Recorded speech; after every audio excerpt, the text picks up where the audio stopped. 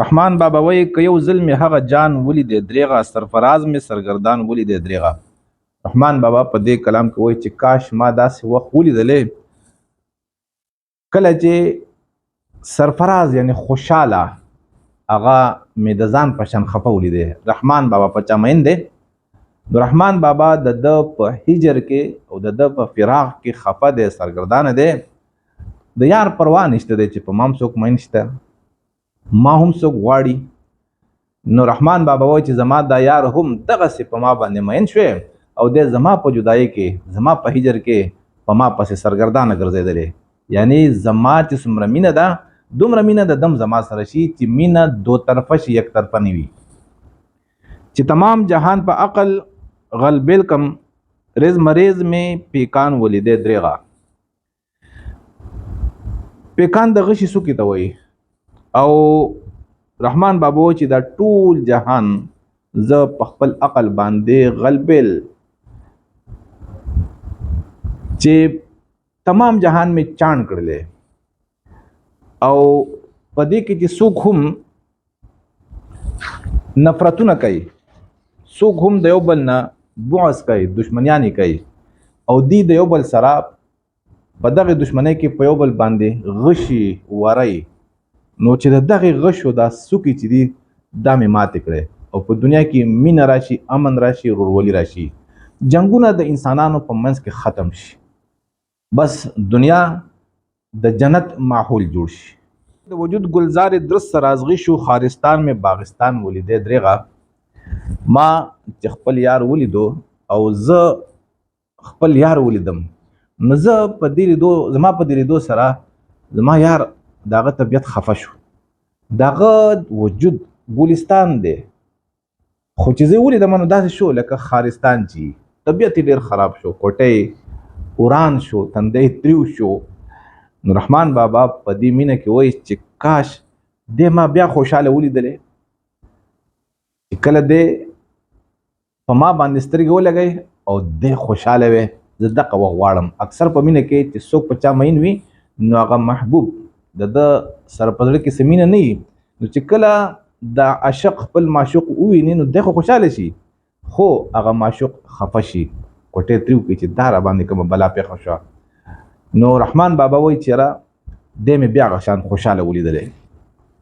روغ صورت لکه بادشاه صحت تخت دی، ناز په تخت مې شاه جهان ولیدې دریغه.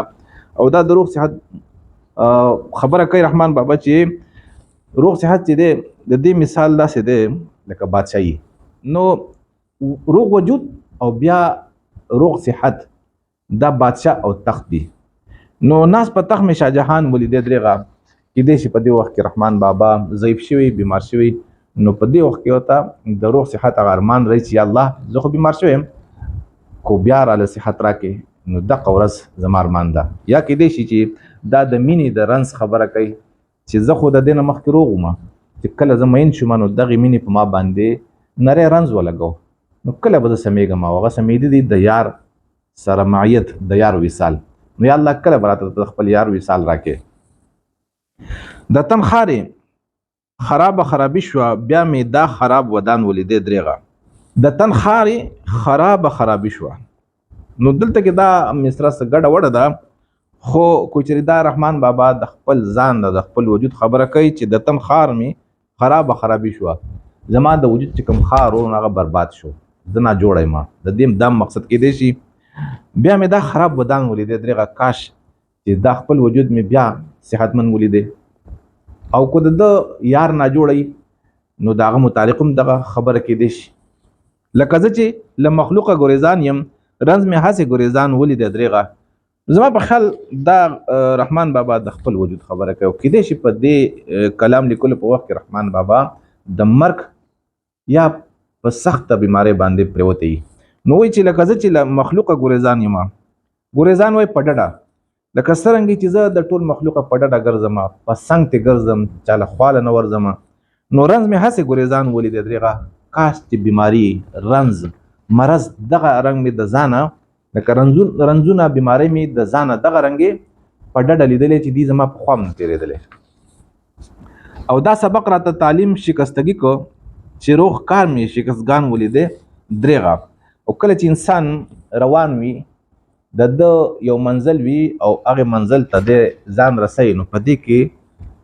پریوته او پاسې دي لکه غني خان چوي کنه جن کوتل دی او په مخه غورځیدل او پاسېدل دي ټکه ساز د ټکه سوز د سجړل دي خندل دي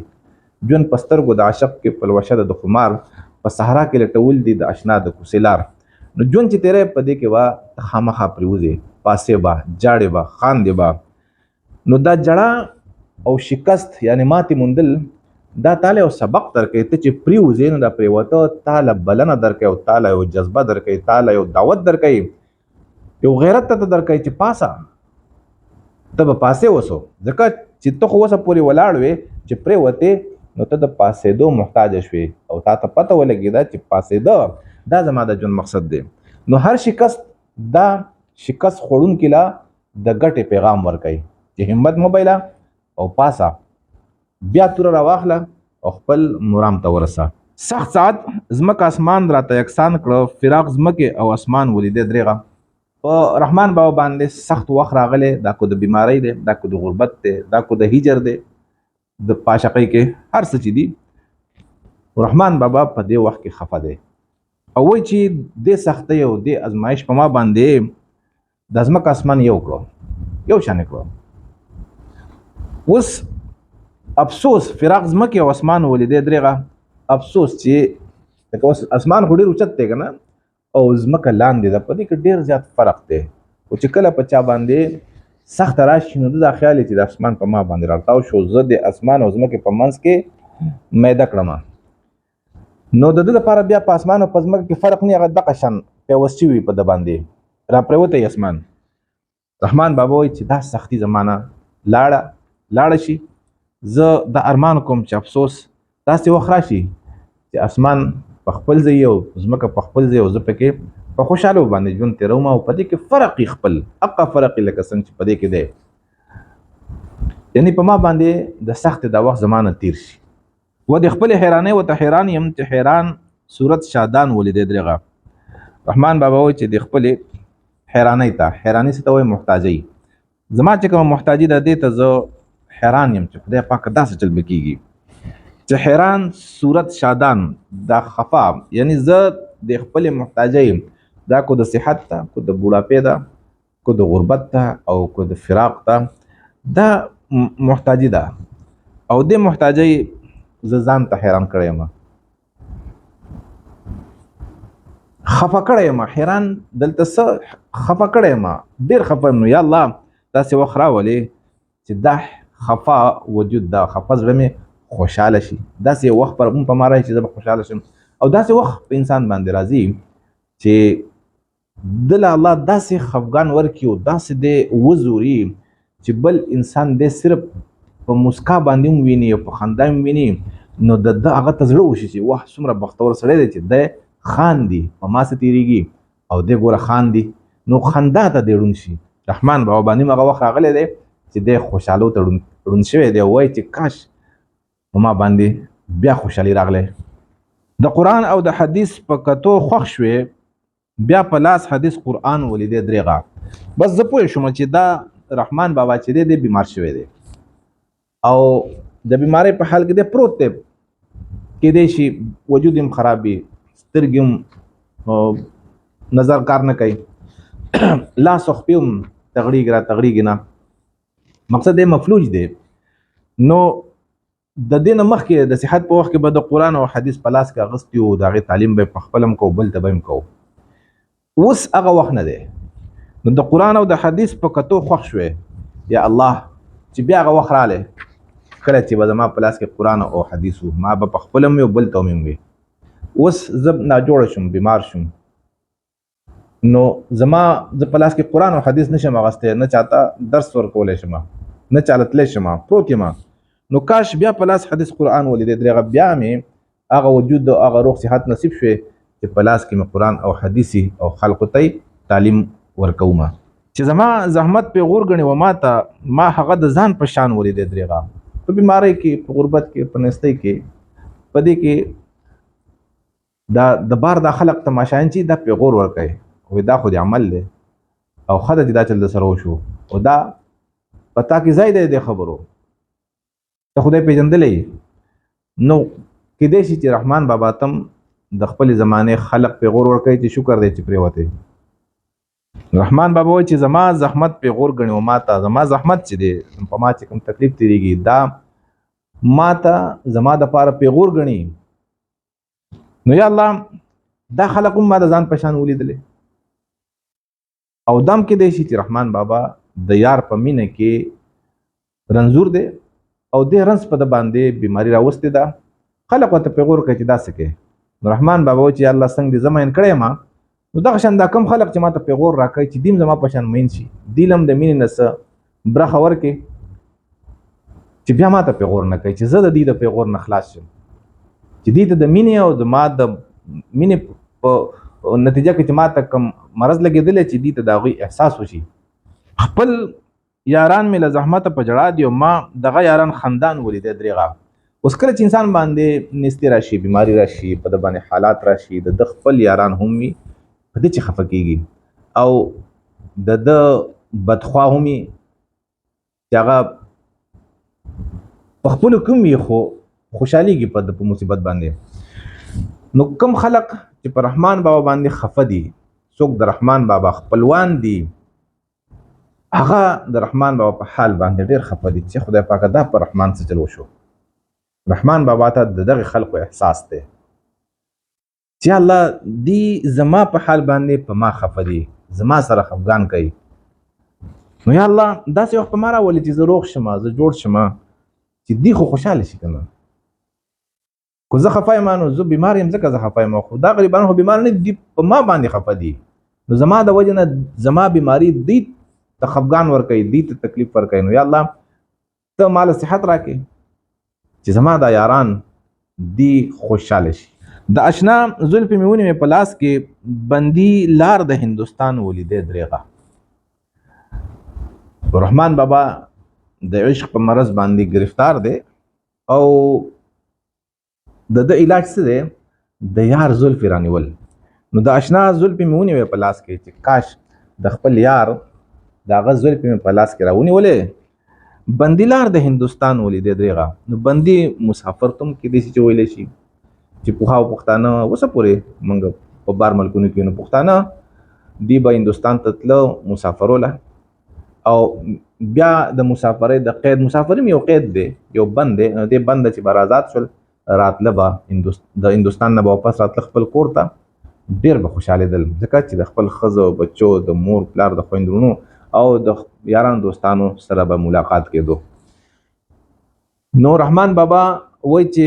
کاش د یار زول په مال په لاس رااله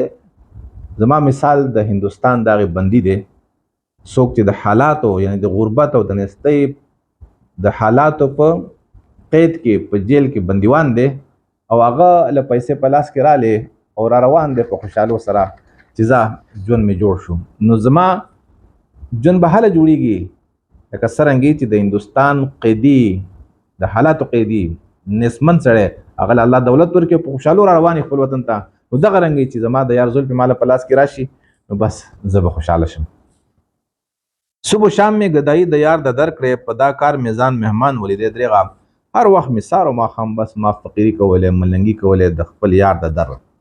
بس د خپل یار د در ملنګ وې او په دې کار میزان مهمان بس چې دا کار زه لکه د یار د در گدای کوم نو د یار ملمه وې همیشه د پاره که چې داغه د در چې گدای کې نو ملمه بل چای قربه به یار وي او ته ملمه نو په دا کار میزان مهمان ولید درېغه یا الله چې په دې کار باندې می ته مهمان کې ملمه میکړي او ما زما یار ته زما میزبان کې همیشه د پاره وصال چورته وي. درخانه او ادم خان په ارمان لاړ لري ما لزړه ارمان ولید درېغه.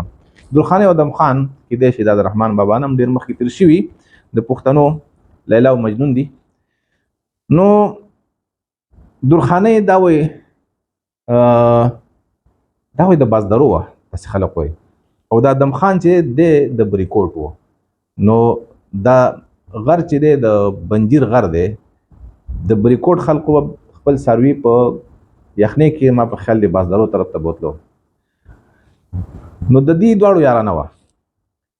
خو په دغه یارانه کې دی پارمان باندې لاړه دی یو بل یو بل ونه لیدو یو بل حاصل نکو. رحمان بابا وایي چې زم داسې یم زم د خپل یار په ارمان کې یم چې کله به وینم نو لرې ما له زړه ارمان ولیدی درېغه یا الله د زړه د ارمان مې پوره کړې او ما د خپل یار سره واصل کړې خپل یار مالا په لاس کې راکې مخامخ مې گفتگو له یار سره کړې